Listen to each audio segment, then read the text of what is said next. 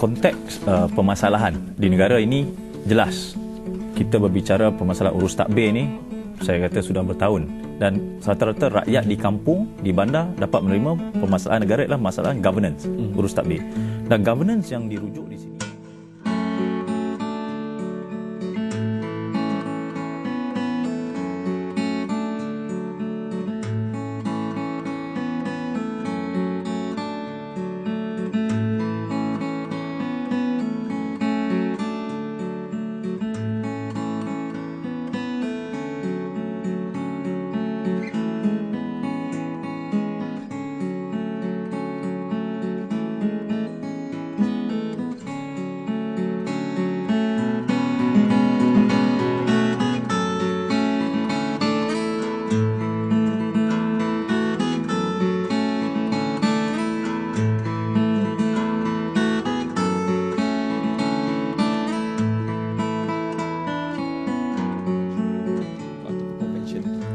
saya melihat perkembangan ini sebagai satu perkembangan yang mana menggambarkan sistem politik Amerika itu telah hilang satu dinamismenya buat satu ketika.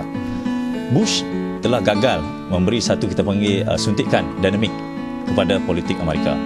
Politik dinamik itu dilihat apabila munculnya Obama.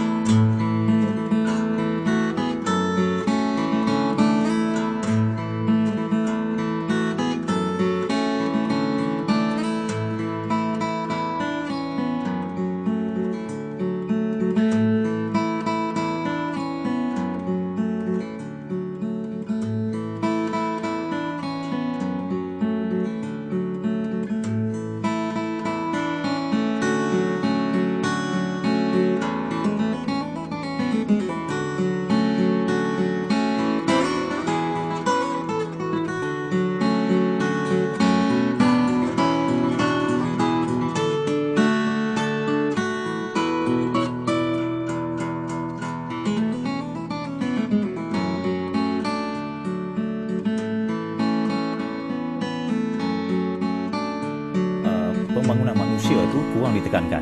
Kenapa saya cakap begitu? Kerana saya melihat macam saya di Balik Pulau.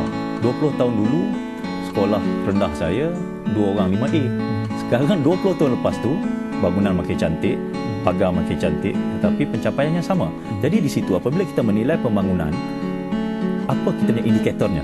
Kerana ada mengatakan jangan membuat satu sekali kita boleh menilai, tetapi mesti ada indikatornya. Tetapi indikatornya di sini tidak boleh melihat kepada apa dikatakan pembangunan material. Kerana saya rasa negara-negara lain, saya beri contoh macam Kerala contohnya, dia tidak sehebat, bangunan tidak secantik, tetapi lagi literasinya tinggi, yang mencapai PhD-nya banyak. Tapi saya rasa kalau menanya saya apa agenda pembangunan saya di Balik Pulau, saya rasa itu pembangunan manusia itu. Maksudnya orang Balik Pulau mesti diberi ruang untuk bersuara, orang Balik Pulau mesti diperkasakan dengan hak